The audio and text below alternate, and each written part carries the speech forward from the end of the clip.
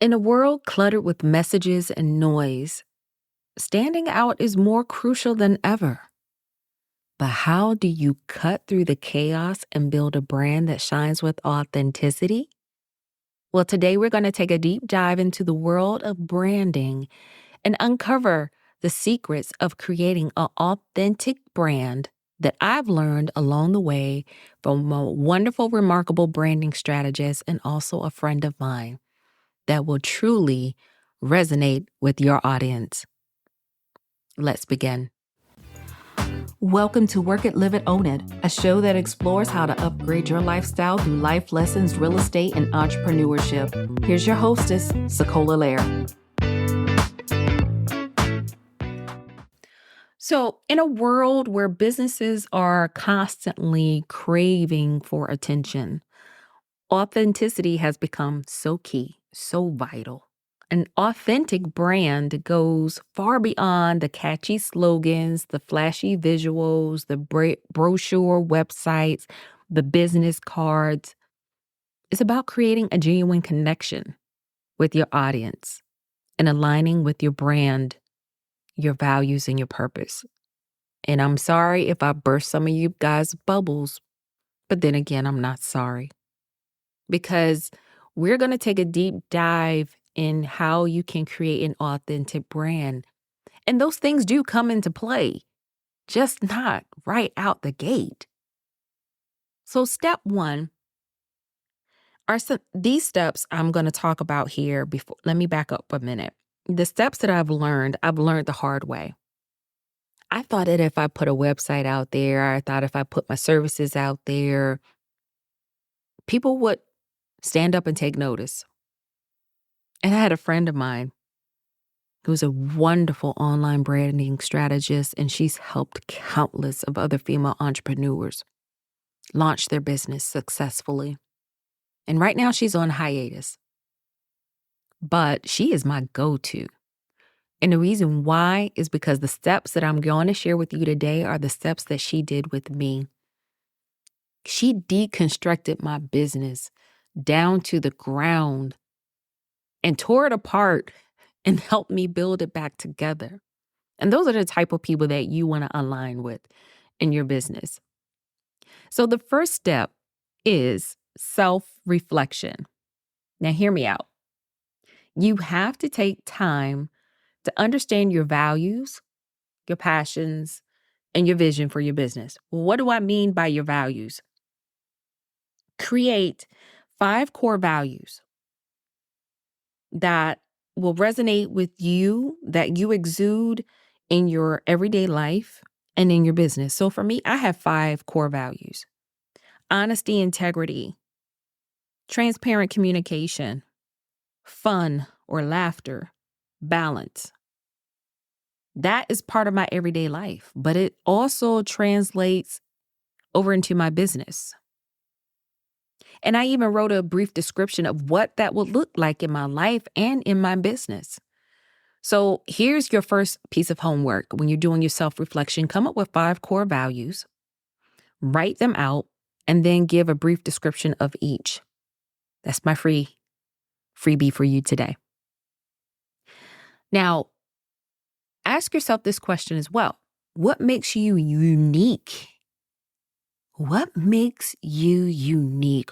What makes you stand apart from others? And I'm not talking about going over there in their lane, spying out the land, seeing what they're doing. No, I'm not talking about that, because that's tiresome. Is that going to help you build a business? No. But understanding your audience, your tribe, what they need from you, and how you can fulfill that need that no one else can. That's what I mean about what sets you apart from your competitors.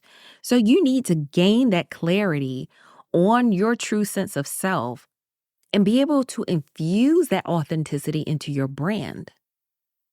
The next step is defining your brand's purpose and mission. Ask yourself why your business exists and what impact you want to make. This purpose will become the driving force behind your brand and will also help you to attract like-minded individuals who resonate with your mission. When you have your purpose, your why, your mission, and I strongly encourage you to read Simon Sinek's The Power of Why. That was one of those pieces that my brand strategist, my friend, walked me through. She is a facilitator for The Power of Why, and it broke so many things down, not just currently, but in my past.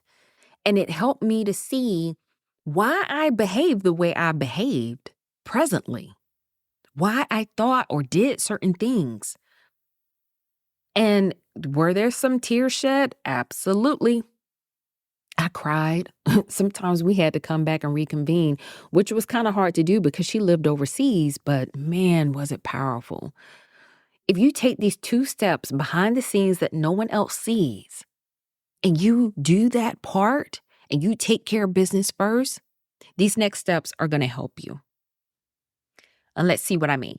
So the next step is making sure that you have a clear understanding on your brand's identity, and now it's time to visually represent it.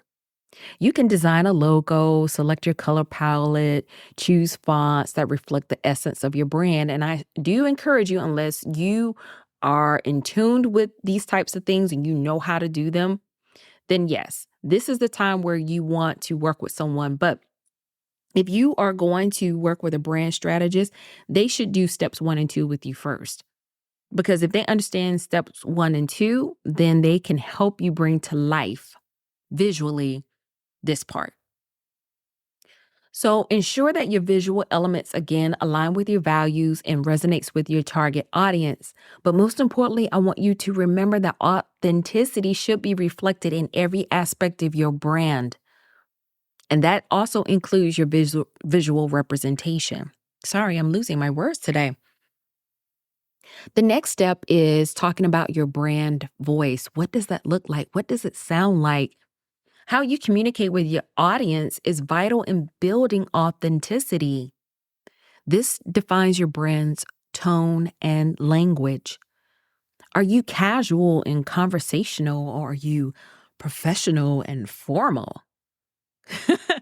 You find your voice that reflects your personality and resonates with your target audience.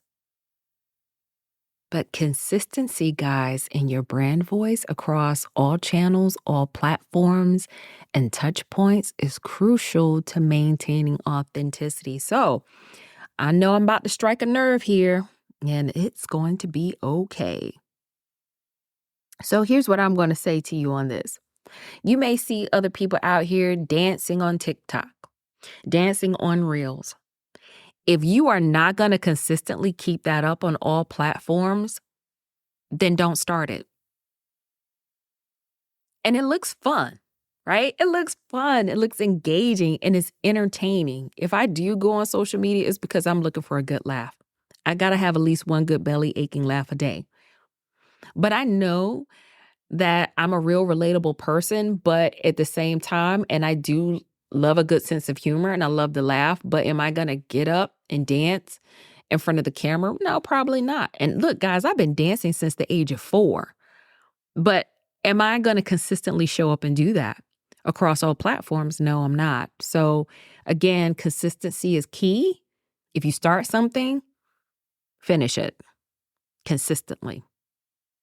Next is transparency and honesty. These are essential elements of authenticity.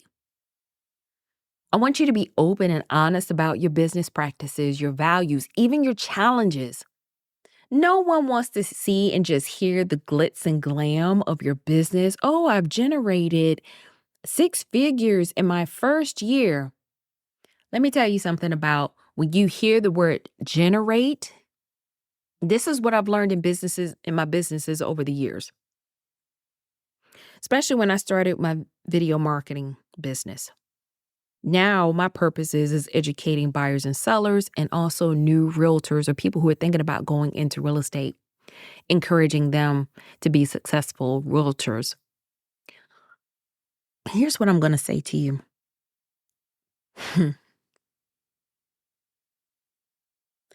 When you hear or see the terms generate, They may have generated that amount of money, but that's not necessarily what they've net. Because I'm pretty sure they had to pay for a website, they paid for marketing, they might have had team members behind the scenes working to promote this, and they got to get paid. Everybody's got to get their cut before that person gets their cut.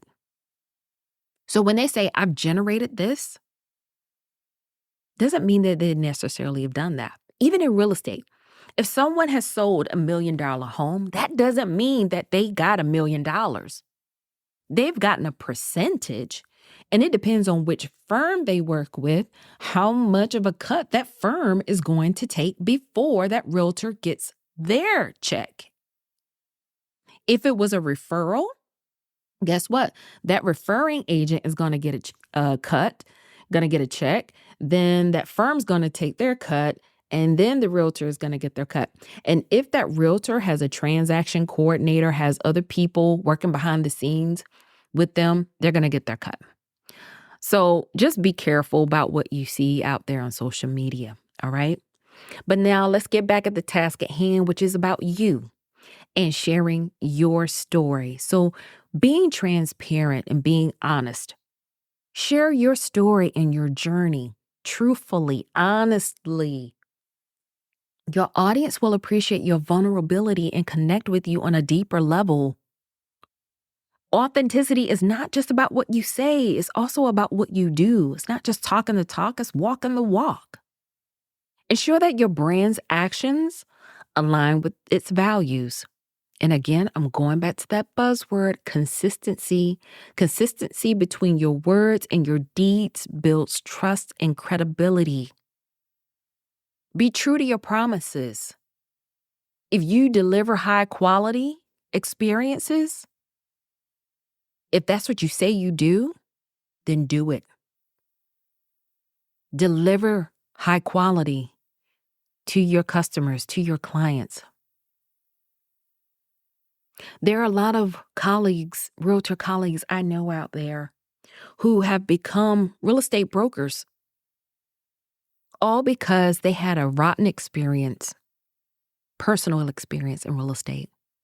And they said, hey, I know I can do a better job than that realtor.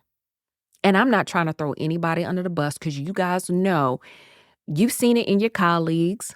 If you work a 9 to 5, you've seen it in other business owners who can talk the talk. Oh, their words are so smooth. They have you about ready to buy any and everything. But they can't deliver. They under-deliver. They under-promise. Let me back up. They over-promise and they under-deliver. So just be sure that while you're out here getting all these customers and clientele, word of mouth is so strong. Word of mouth is so powerful. It can make and break your business. So if you're over-promising and under-delivering, you want to make sure that your clients are happy. And this is going to hone in on to future realtors and beginning realtors. Even if you're just starting out, and some people will ask you, well, how long have you been in real estate? Let me tell you something. It doesn't matter how long you've been in real estate, because there are realtors who've been in for decades who are not up to date on commission rules and license laws like you are. They know how to keep you and your clients out of real estate jail or out of real estate trouble. I call real estate jail, it's not a real place, but you don't want to get reprimanded or suspended for something that you should have known better and you knew how to handle. Take care of your business. Make sure you're honest and transparent at all times.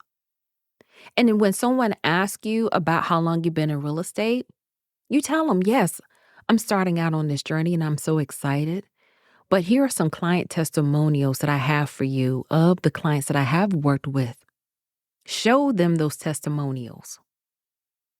And a lot of times, if you have your clients doing testimonials online, whether it's through some major syndication, those testimonials are already there and people can look them up. And I'm saying this to you guys too who are looking to buy and sell homes. Look at those client testimonials. Don't look at the years of experience. Just because someone is seasoned and been in real estate for decades doesn't mean they know how to be a great realtor, doesn't mean they know how to handle business the best way for you. All right, that was my soapbox. I'm gonna get off my soapbox right now. Finally, embrace feedback and engage in meaningful conversations with your audience. Authentic brands are not afraid to listen to their customers' opinions or address concerns. Continuously improve. I know one time I made this false statement about myself, and I said to a group of young ladies I was mentoring, I said, "Oh, no, honey, I'm at the stage of my life. I have arrived." Lies. We are constantly improving. We continuously improve, and don't be afraid of that feedback. Don't be afraid to ask people what they think of your product, your services. You may not get all the sunshine and roses. Sometimes you may get, well, I wish that you could have done this, that, and the other. Maybe have you thought about doing this? Take those suggestions. Seek that feedback. Use it to refine your brand and better serve your audience. Remember, building an authentic brand takes time and effort, so stay true to your values, be consistent with your messaging, and nurture meaningful connections with your audience. An authentic brand will not only attract loyal customers, but also create a positive impact in the world. So I hope that you found some valuable insights in today's episode on how to create an authentic brand. Remember to infuse your brand with your true self, communicate transparently, stay consistent in your actions. And of course, if this episode resonated with you, remember to bookmark it or download it, save it for the future. Share it with your tribe and other fellow entrepreneurs. And most importantly, don't forget to work it, live it, own it in your everyday lives. That's all for now. Take care.